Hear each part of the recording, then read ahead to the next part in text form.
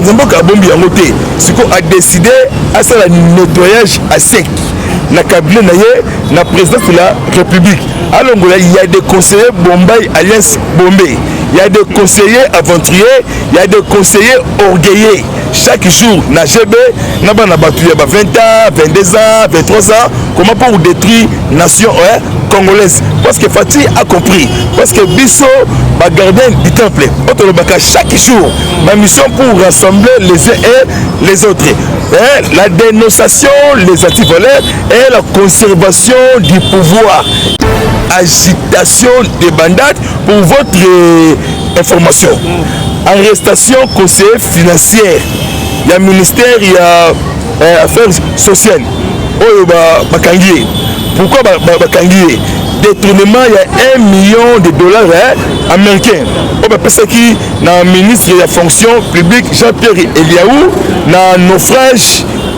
qui n'a pas victime, il y a naufrage, na Équateur, na Goma. Il y a aussi bon gouvernement à Tiango na poche. L'homme est convoqué na 4 mairies Matete Awa. Soyez les bienvenus, Babo Namena Bino, Papa, Maman, Bissika, vous allez partout dans le 4 coins du monde. Aujourd'hui, de nous suivre de partout dans le 4 coins du monde sur votre chaîne Merci du moment, Alvin BAP,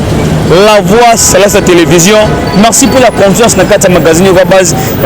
Toujours. Merci au Sala Kabiso. Continuez toujours à nous soutenir, vous s'abonner.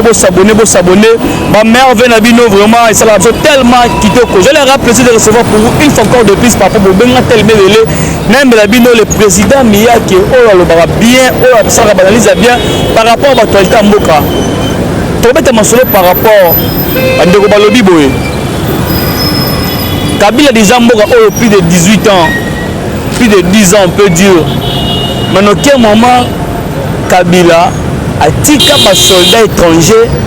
baya na kati Mboka na biso tika jamais kolinga ba soldats étrangers baya na kati Mboka na biso pona ko bunisa benemi. Mais aujourd'hui, à l'événement à Mokonzambo, Fatih Beto pendant ce règne, il a laissé la porte ouverte. Tout le monde est soldat ougandais, des policiers rwandais, par rapport à est-ce que ça a diplomatie, rester branché. Arrestation à tout le monde, on a découvert la Katamoko, dossier comme niveau est-ce que Samba tu vas quitter par rapport au pays qui bon on n'est plus en grâce présidentielle et bien tellement belé parce que la meilleure veine on va pas s'inviter dans la meilleure veine pour maintenir ce soutenir qui est la qualité des mobiles dealers de la qualité la plus de la qualité la meilleure veine mon frère Jérémy la meilleure veine mon frère être comment de si ma caméra na reçu pour la chambre pour te bande bazo la nangai ba mon invité nanga on a besoin ko ya mamingo ça ko na awa na besa merve mon mboka merci vraiment na pesi na kolo nzambe merci merci mingi vraiment année 2021 ça aussi la vraiment na ba action ya makasi na ba événement historique donc ta additionnel il y a des gens où ça vraiment na ko trembler sur le discours il y a grand lion il y a grand lion au bâtiment va comme ko trembler naza bien santé comme ko songa muke donc nous sommes tous que nous nzambe alingi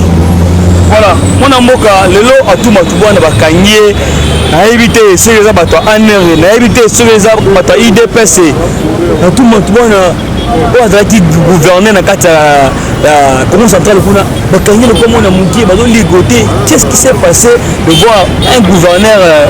a déjà fait dans kata mboka na biso ko kanga na modèle alors que état de droit dans kata mboka. Oui, merci vraiment Ndeko vraiment Yoka Base na télévision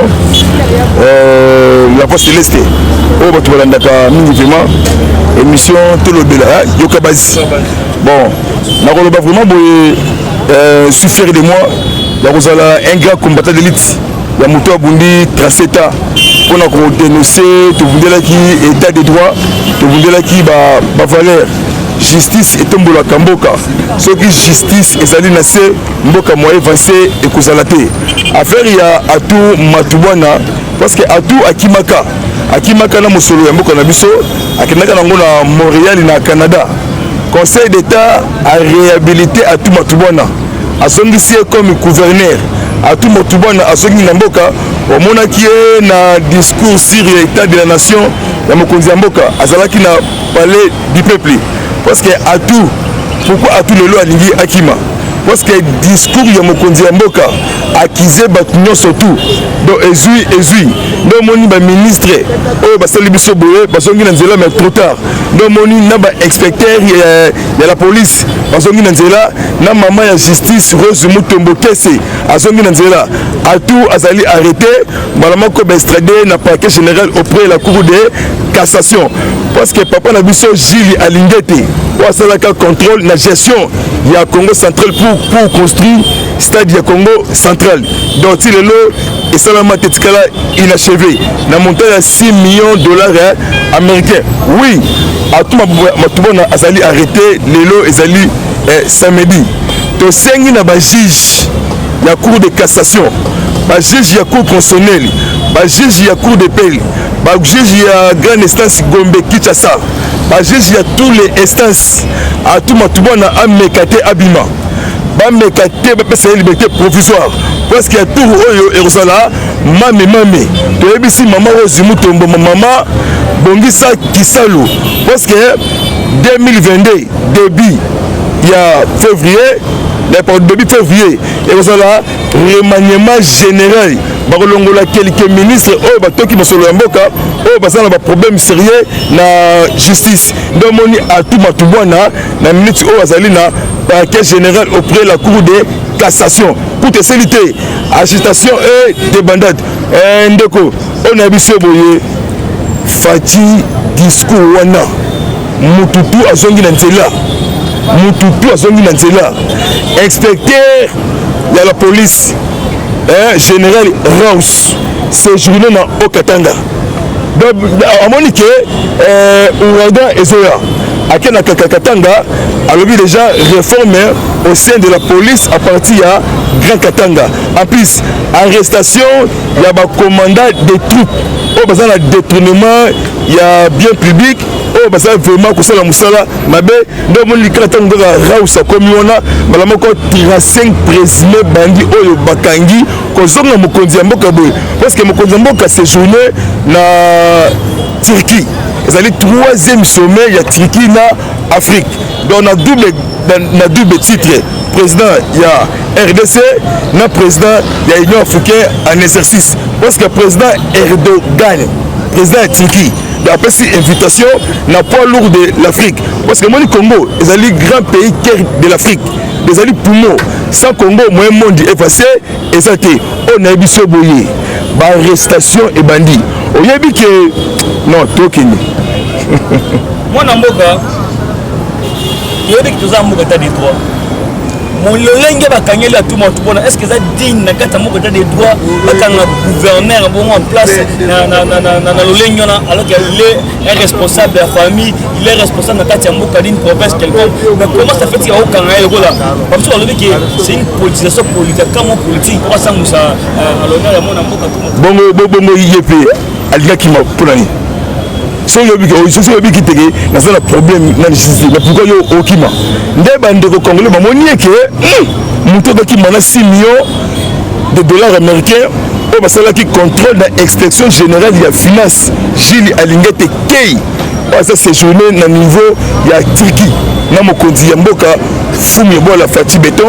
sagesse la lumière parce que atuma tubona même ba ne Congo basepela kiti na kozonga ya atuma tubona parce que atout a détruit parce que atout azali mwana ya mbanza ngungu on appelle cette formation mais atout a sali destruction moko méchante na niveau Congo central azalaki gouverneur moko azalaki bazana honneur na Congo central mais atout a détecté a détruit tous les couches na Congo central donc moni lelo bazuye babwakiye na parquet général la cour de cassation ce que sort na ezali lundi devant ba juge donc mosolo ya biso ezonga ata zongi simbongo mais il faut aussi subir peine na yo et puis sa leçon maman Rose Mutombo Kese maman biso te parce que le peuple congolais biso to bundo ya mboka chaque jour to sauver image ya Fati parce que Fati notre frère notre sœur mwana ya mboka ya père et de mère to biso be maman Rose Mutombo atuma tubona bo mekate bo pesa liberté provisoire pour tout oyo et vous allez marche moko lumbe moté donc il le ministère il y a justice donc ça là 6 jours il y a une semaine au début de la sur place parce que on m'a dit que justice c'est ça il y a beaucoup d'investisseurs na mboka baroyate parce que justice est un bolaka mboka pour nous pousser il y a beaucoup d'investisseurs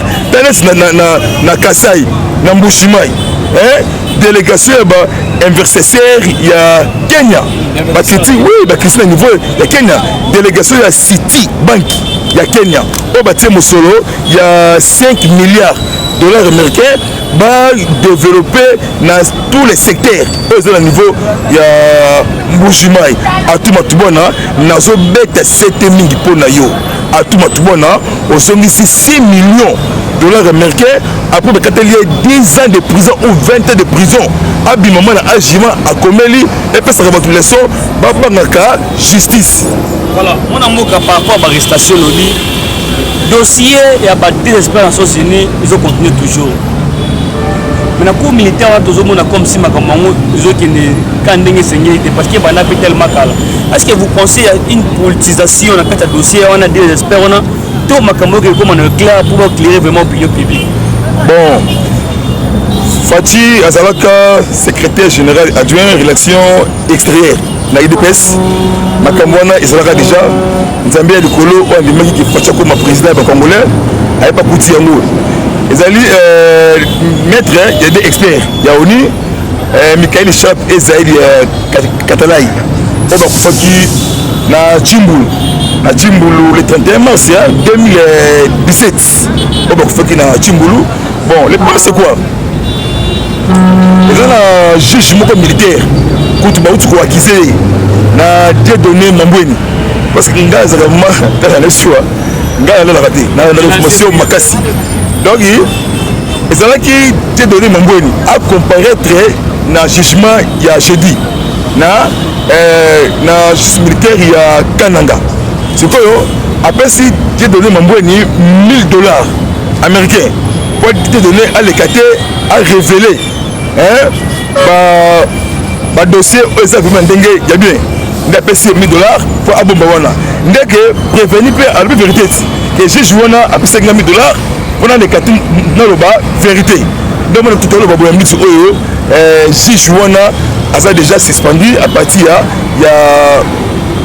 Kananga donc mboka na biso eza ko passer muke mboka ezali ko passer toujours te pesa confiance na fumu ya bola na mona ya mboka baza na souci ya kotelemisa Congo baza na souci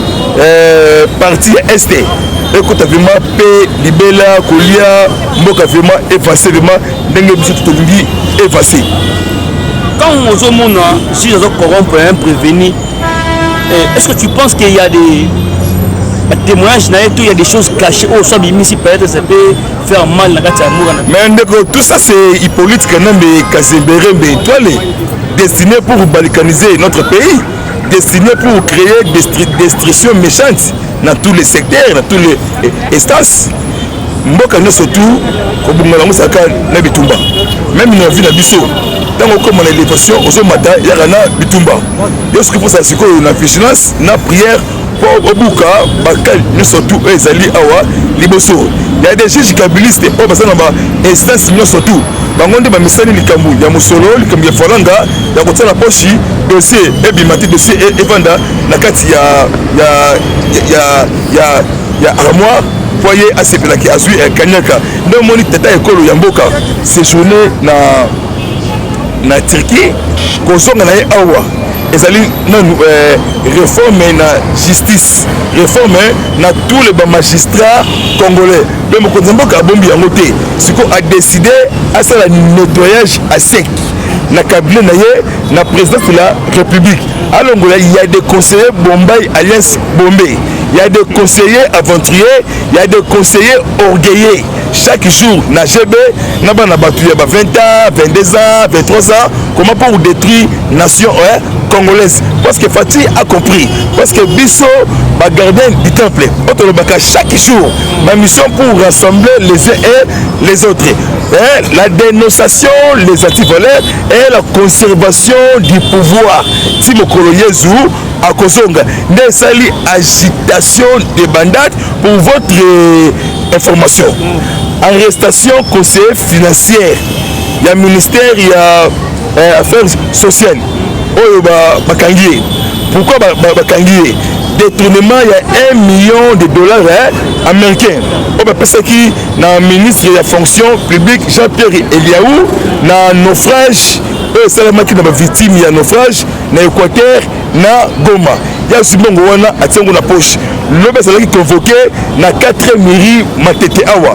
Bureau général Awa na Matete. Oyo caméra Louaka Ningile Vital. Oyo Kinaka na soir na 19h. De lobby, les autres qui conseillent financiers, il y a le ministère des Affaires sociales. Oyo bakangi sikoyo batindi mbalamoko na prison ya Makala. Sikoyo maman ya justice Rose Mutombo Kese. Maman a compris. Discours il y a lion, discours il y a champion, discours il y a pomba. Oyo sali agitation des bandades. Sikoyo maman changer masolo. Et comme Denis, ceux qui bakangi yo, ba pinir yo tous les biens confisqués. Pendant qu'on a eu gelé dans l'état congolais. C'est ça et justice. Moi, Moutou, Mamagoui, et ça pour votre information, ancien gouverneur, il y a Tanganyika, Nzambala, Sowe Kabila, les qui a ancien président, Hippolyte Kanambe Kazemberembe, Toile. Donc menace, il y a arrestation, Bango Nagilwando. On appelle sur information. Parce que oui, je suis Tshisekedi, c'est dit ça. On dit souvent c'est l'un des meilleurs ministres actuels. Non, quel meilleur ministre? Révélation au Congo, hold up. Est-ce que nous allons dire à côté? Balobi Guy Luando, à sa cité, n'a pas détournement. La révélation au Congo, hold up. Sur RFI, TV5, BBC Monde, Obiso Tuto, Tolandaki. Ce que Guy Luando a été membre du gouvernement de Jean-Michel Sama Lokonde Kenge. On va révéler sur Guy Luando na Zoé Kabila. Balobi menace poursuite judiciaire. Plus de 30 millions de détournements illicités. Ce qui est minéré. Oh, Batangi. Balobi Guy Luando na Zoé Kabila. Ancien gouverneur, il y a Tanganyika. C'est que Guy Luando révélation comme hold up parce que a créé ce thème conflictif. Donc, compagnie construction. Il y a comme conseiller juridique, le but détournement, il y a 20%, il y a beaucoup de millions. Oh, Batangi, on est bien bouillé. Tant que Fatih Chilumbu, chef de l'État, commandant suprême, garant de la nation. Tant il y a des conseillers mingi bakela na maluku mingi bakela la mais tant que ça comme tema passer mais oui à la fondation Witel na émission boye peuple congolais ngai naza mutu ko le peuple congolais na mbongo te ya bosoto na mbongo ya linière mbongo ya solo solo eza la poche na yo oyo yibite ngai naza mutu ya Guy Luando te nazali congolais ya père et de mère. Nazali Tshisekedi IDPS. Nazali rassemblé, il y a tous les Congolais au bassin de la province. Il y a Kassai, Bandundu, Congo central, Tanganyika, Moutouné surtout à la chef de l'État. Son nom Biaki, n'a comme au temple dans le ministère, n'a comme au commissaire du ministre, n'a comme au combat, au Popetieni Oyo Atikaki. Parce que Popetieni Abaki, il est presque au pouvoir. Bon, ça a été confusion, il y a combat la gestion, il y a Mboka. On a vu si on a la vie, on a la beauté, et ça déjà, et ça voilà, moi, Mboka. Tout cas, tout est ramassé, ils ont été calamité. Voilà, et comment moi, Mboka, ne mou dans le bibou, il y a un histoire de mimou là. Mais les gens ont un problème contentieux, parce que PPRD bientôt, ils ont pensé là. Déjà, la passé formation. Mais voilà, FCC, il est comme 6 personnes. Lettre 6, 666. Il est comme sur FCC. Donc, FCC, on ne peut pas nous intimider. C'est Chadari, Didi Manara. Azali Pomba, il y a démocratie. atiki 3 non na assemblée kei na seni oyo etiki Nemi na Remo ya batibanda oyo babeli libomba ndeko Nemi kotanga ete c'est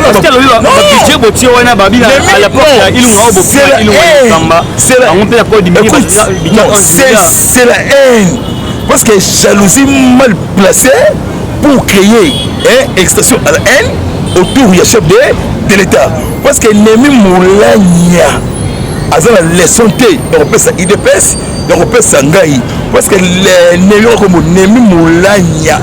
ancien directeur ya Kanambe Hippolyte Kazembere Kabila alias Ozolanda parce que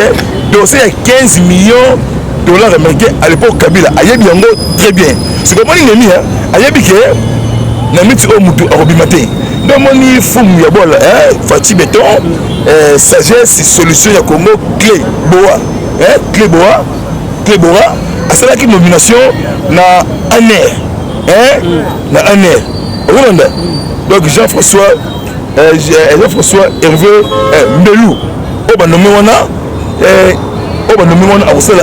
réforme na kati ya ANER kolongola badungola miso ya Congo parce que Justin Kakiak Ndjum oba ndeko simi intérim ya Calais ye batie libanda batie Jean Hervé Mbelou pour avancer vraiment ANER ya malam omoni ANER asala comme sala ya makasi ya kolandela ba frontière banani bakoti na mboka banani babimi banani obalingi bakima voilà c'est ça musala ya ANER anda asalaka musala malamu ya kolandela banani bakoti na mboka mais oyo ezoleka na este mona mboka bandeko bazobenganga tel mebele parce que balobi ba accord oyo Fatia signé même Kabila signé yango te de voir que Kabila a déjà mboka oyo même salaka mabe manoke moment Kabila tika ba soldat libanda baya na mboka na biso devant les soldats étrangers ba Ougandais ba police rwandaise bana kati ya est wana ba tontel mebele ba komi kobeta ba matasa bu pourtant quels sont les accords que Fatia a signés pour que tout le monde a ba soldats étrangers na kati ya mboka na biso mwana mboka maloba mboka wa yo eza bato ebele bon ngai na mesana te ya kotaki bato ndenge ya mabe mosala nga kaka koloba mpona kofongola bayimboka na discours ya mokonzi ya mboka na pdpp alobaki nini alobaki coopération conjointe Ouganda na RDC ezali intérêt commun les deux pays parce que ADF a frappé Nakuna le 16 novembre 2021 ADF nalu a frappé na assemblée provinciale ya Kampala na Uganda na centre ville nde président Yoweri Kaguta Museveni amoni ke mokonzi ya Congo azaki vraiment na message ya bien to sala vraiment force moko to benga na terrorisme no musulman espace ya 20 ans na kati ya Congo parce que coopération conjointe ya armée IF ougandaise na armée FARDC armée congolaise bato bayebi yango na minute oyo armée ougandaise aza na limite na ye place ya kotelema jamais akotambola bato jamais batie zala wana FARDC mpe zala wana sikoyo likambo ya bapolisier rwandais oyo baza na este ya Congo atanga mpe nazali contre eloko wana nazali contre makasi biso tout toyebi histoire ya barwandais na 1997 oyo basalaka ya des massacres na kati ya RDC contre kokota ya AFDEL eloko wana nga sali nango contre makasi na kosepela nango ata moke te de ministre intérieur Aselo Okito was déjà interpellé dans l'Assemblée nationale a expliqué au peuple congolais comment que la police rwandaise va na Goma au signé accord. Est-ce que Mokonzi Mboka ayebi yango? Est-ce que ezali yomoko ebisa biso vérité? Parce que moi miyake na le blaka pour les couches ya mboka na biso avancé. Fabrice Kebika kake ba militaire ya Uganda o basangani na armée congolaise nde MONUSCO andini pe ata force wana pour ba travailler ba bengana bangula o bakoti na kati ya Congo. Merci vraiment la peuple ya Goma ya Kadutu ya Rwenzori commune na ville ya Beni. Merci vraiment nde baza kodenonce kotoloba vraiment bosolo mpona mboka na bino vraiment même moral vraiment même combat vraiment il est temps pour nous les bandits congolais la père de mer mwana mboka bandeko baza kotuna telemi ebele balobi na 2000 Rwanda na Uganda batika bamboka na bango bakubinga kati ya Kisangani pour la rouler la minérée. Il y a 4 jours. Voilà. 6 jours. Il y a 6 jours. Pour moi, j'ai victime, j'ai perdu même beaucoup de membres de ma famille. À l'époque où moi j'étais l'enfant. Rwanda, na Uganda, batika mboka na bango, boya rouler la minérée, la peuple pour la carte qui s'engage, ba ko fatel medele. Ndenge ni lelo bozo ko zo ba Rwandais, na ba Ugandais, boya bango katsamboka. Est-ce que boya bango pour ba piller sur ba minérée? Au fur et à mesure, tu ne peux pas la partie est de la République. Bon, na expliqué déjà. Oui, c'est vrai. Il y a guerre il y a 6 jours. Ils s'engagent. Pour moi, est-ce que les deux armées, Ouganda et Rwanda, on a le sol il y a Congo. À l'époque, on a vu ce coup. Il est possible que ça pouvait être année pour les wana ça quand on dit qu'il pouvoir dans Mali mais tant espoir qu'il pouvoir un jour le tout continue quand il y a pouvoir partir pour 37 d'élite derrière 6 jours Ouganda Andimaki parce qu'il est déjà condamné na ONU parce que ça là qui violation il y a territoire il y a bateau Andimaki ba pesa mosolo déjà ba Andimaki ba pesa na Rwanda avanaki koboya mais muke Rwanda arondima ofumsa mbo mona na victime oyo guerre il y a 6 jours victime oui merci vraiment ndenge vraiment aux victimes wana nzambe abatela que yo ko okule de baninga ba kufaki shobona bon omoni Kagame président rwandais atamboli gauche droite amoni que Congo est vraiment vrai leadership ezangaki depuis maréchal Mobutu ezami siko l'époque ya Fachi beto o nzambe alingaki akoma président kati ya Congo soki Kagame akomi koluka ke moye ke accrocher Fachi basolola Fachi na pesa na réponse te parce que Kagame awa a compris parce que mabe ezo na kati ya est ya RDC Aselo Daniel Okito asano na niveau ya Turquie na mokonzi ya mboka kala mingi ta ozonga awa bala moko akoleka na assemblée nationale lokola ba député ba poser la question wana ayebisa bango bosolo bato bakoti ndenge nini pe ntango aselo asa kozonga il faut sanctionner gouverneur ya ville Ngobila parce que Ngobila osali chaque jour image ya mokonzi ya mboka donc construction ya marché central ti lelo Sel, moellon, caillesse, sable, ciment, même clôture, et ce qu'on a côté. Et comme on a une toilette publique, au sol au soto, parce que Ngobila dit que bien, la minute où il y a discours il y a lion, discours il y a léopard, où il est remplacé mon surtout à son qui n'a là, et ça est trop tard. Vous avez vu que le ministre il y a média. Bonjour Excellence Patrick Mouya Yavema Aoutiko Longola directeur général ya RTNC à Longolier pour la libérer. C'est ça. Il faut un ministre qui a sanctionné Badou. Le ministre de l'économie sous pression il y a Mokonzi Mboka.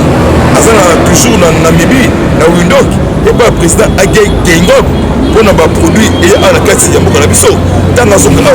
a sanctionné expatriés comme les Indiens, Chinois, Libanais, Indo-Pakistanais. On va créer un trouble pour nous salir l'image de Mokonzi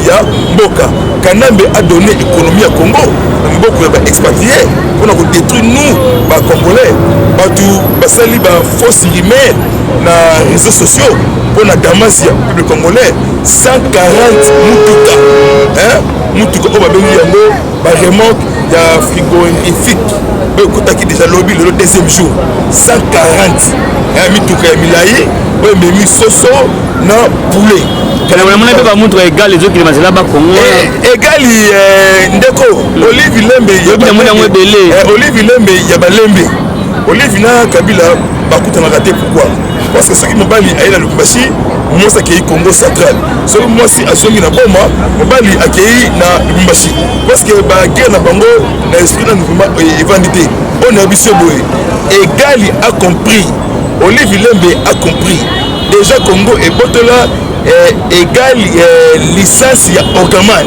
et personne beaucoup ya Congo. Pour votre information, c'est là n'a révélé le Congo. Omoni batu ya Kabila a fait aussi leçon juridique et puis ça y est leçon à mon avis n'inga okangama n'inga okilina centre pénitentiaire au babengi prison ya makala tala entreprise au Namibien Samak entreprise Namibien Samak eza Kabila Samak eza Kabila atango couple moko bamoni babashiraka eloko wana donc bongo bimaki plus de 516 millions de dollars Namibien exemple là il y a 30 millions de dollars américains nde ba créer ko wana atango couple ba gérer ba bloko wana donc fishing entreprise donc Samak fishing entreprise dirigé par un couple à 10 donc à 10 Tiliaïn et Martha Namujembo comme on est yango wana omoni Kabila aza aussi pourquoi parce que le 14 décembre 1932 papa Etienne 89 ans na mabele du secret de le père mort plus que vivant auto loba yango yo et salami c'est sa tête pour libérer notre pays au Kosibi conséquences nde est bloqué atambola ezate Kabila komi asenga audience mabe aluka mo likaya mabe atambola mabe oyebi ke Soriano Danano ici comment il va un mot pour lui ne Katumbite c'est un mot il est pour Katumbite révélation comme Oldov yesko azate na immunité parlementaire siko immunité na ezali Mazembe ezali Mazembe développement ni Mazembe ye akei nazonda alobi azolati na kitasa azo awa siko oluka nani osala nini siko Fati lelo te plus de 39 dirigeants africains oba lingi Fati boy Fati avandika boy atambola na mama ya mboka mama ya yambo mama Denise Nyakerotisekei mama ya mboka en tout cas nzambe vraiment apambola made couple wana voilà c'est là c'est là le facile lo alobi na sommet wana ça pour 3 jours ezali éducation santé na agriculture na lutte contre terrorisme même mon président Erdogan alobi non faut ça dit ici obi que Belgique na France attendez comme la fenêtre on a reçu information Nicolas Kassa dit véritable ministre na Sama Lokonde ya gouvernement zaka 2 ministres même que 3 ministre ya fonction publique na ministre environnement maman Bazali kamata bisou en tout cas maman na vimaka somme vraiment na Nicolas Kassa séjourné na niveau de France na Didier Moudimbo le va signer d'accord na Perenco dans la culture centrale dans monde industrialisation va créer ba emploi l'intérêt à jeunesse congolais de la biso boye donc beto ozonga siko ba beto e koyande en bien autres c'est sur le colo moi tambola ezati. Voilà mon amour, merci. Tu commences sur l'émission Nabiso. Il y a tant de questions peut-être je vais te poser dans le temps où tu n'as pas été. Bande Kolibana Mboka, base de mon téléphone. Pour un mot, Bande Kolandi la chaîne Nabiso va retenir ni passage dans mon amour. Bon, va retenir ya motuya. Akamu Kozamboka lobaki a co-cité. Abaki makambu ya solo vraiment parce que Mokonzi a compris que makambu c'est là qui amoni yango te. Et Mokonzi Mboka a joué qui rôle vraiment na service vraiment ya renseignement ye moko na première hôtel nano avancé nani côté ça ko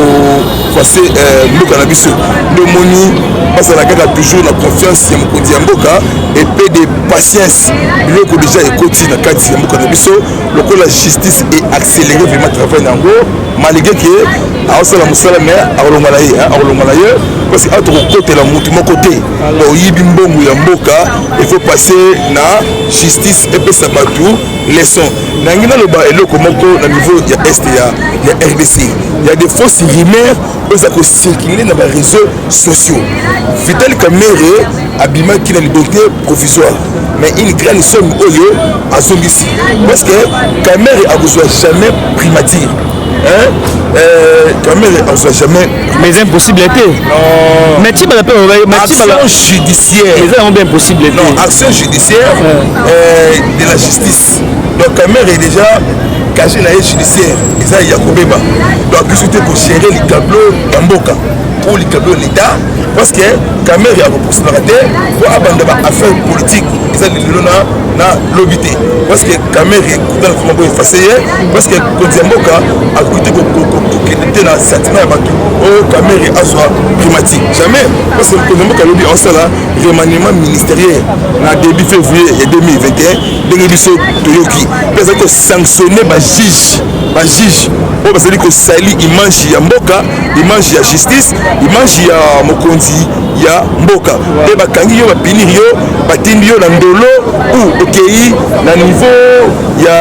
makala epesa bato leçon double assassinat Floribert Chebeya o Fidel Bazana parce que juge moko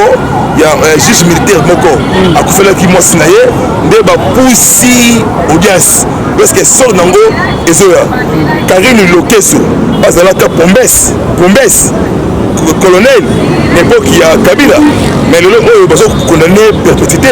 avant de libérer et dommage dans la famille à Rossi Mukendi plus de 11 millions de dollars américains parce que le Rossi a Kenda en cause il y a Karim en cause il y a Kabila dans le donation la donacialisation à Bécholé parce que nous les évêques 5 ans nous condamnés mais bakangisi Cholé Mounoko c'est pas moi c'est Tombolo Pape François ya Vatican à partir ya Vatican na Rome donc il va longoli abbé Choli abbé ba commissaire monseigneur kalami ngita ko so dossier sinaye partout na Congo central donc il a la messe ya chapelet moi en communion makambu ya 5 abu bien voilà le numéro de téléphone vite pour retirer l'émission oui mon numéro sur WhatsApp peut changer alinga benga miyaki mwana mama mambu masobele bako sabino tendeko makambo ezali formalité et salama déjà n'époque il y a Égypte bana Israël to na kati ya désert pour que ce qu'on a été commis donc ce qu'on tokoti mon numéro sur WhatsApp plus 243 97 360 50 14 sur WhatsApp bengangai to bengana to solola to tali mboka Fati Béton la lumière Kembona Yahweh alléluia amen oh Seigneur. Merci président Miyake, merci na base libre ya Marabiso mais on veut na yo Fidéline Malé qui la fille en question qui est de la qualité des mobiles dealers de la qualité chance ça partout parti mon frère dealer pro que le bon Dieu vous bénisse tous les dealers que le bon Dieu vous bénisse que l'année 2022 et une année réussite pour la mission nyonso merci na edge caméra de ma caméra ndi to lobi boy tout temps ko lokoya bye bye dirigeant africain o ba lingi Fati boy Fati avant dikaboy atambola na mama ya mboka mama ya yambo mama Denise Nyakerotisekei mama ya mboka en tout cas nzambe vraiment apambola ma de couple wana voilà c'est là c'est là le facile le alobi na sommet wana c'est pour 3 jours ezali éducation santé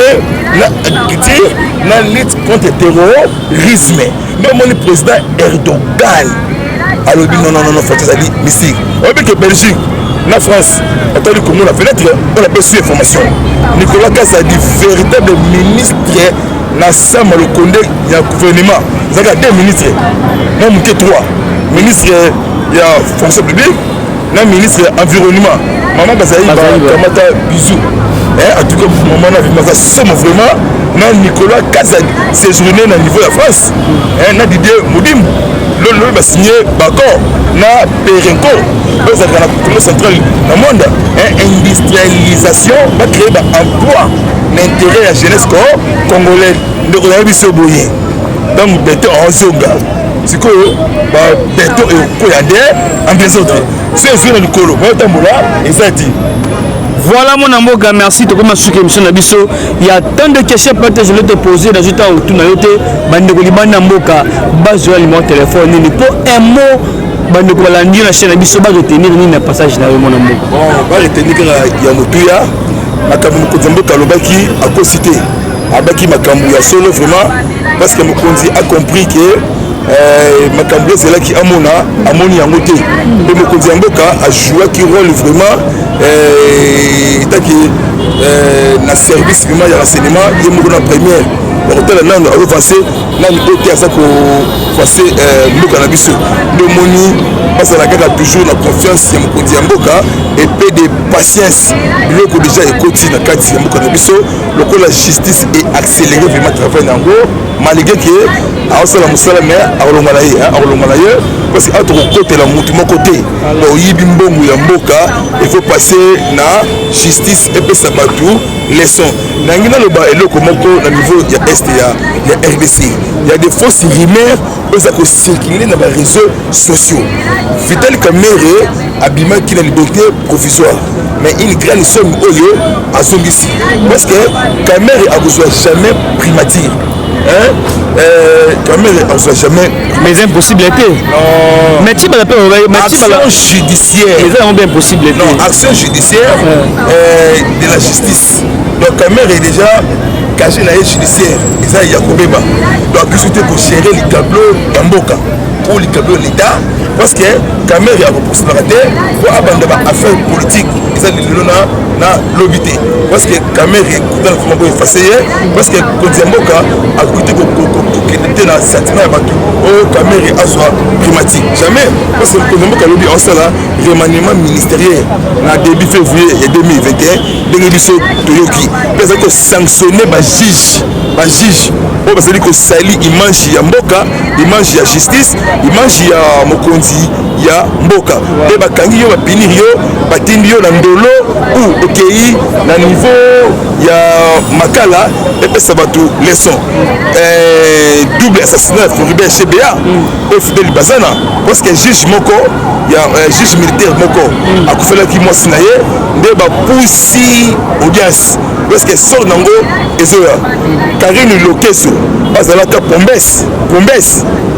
colonel na époque ya Kabila mais lelo oyo bazo condamné perpétuité avant na libéra et dommage na famille ya Rossi Mukendi plus de 11 millions de dollars américains parce que lelo Rossi akenda en cause ya Karine en cause ya Kabila dans le lelo donation la donationalisation à Bécholé parce que nous les évêques 5 ans nous condamnés mais bakangisi Cholé monoko ce n'est pas moi c'est Mouko Tombolo Pape François ya Vatican à partir ya Vatican na Rome donc il balongoli abbé Cholé abbé bakomisie monseigneur kala mingi ta ko so diocèse na ye tapo na Congo central donc asolaka messe ya chapelet moi en communion makambo ya 5 ans abu bien voilà le téléphone vite pour clôturer l'émission. Oui, mon numéro sur WhatsApp peut échanger alinga benga miyaki mwana mama mambu masobele bako sabino tendeko makambo ezali formalité et salama déjà n'époque ya Égypte bana Israël to na kati ya désert pour que ce qu'on a été promise yango sikoyo tokoti mon numéro sur WhatsApp plus 243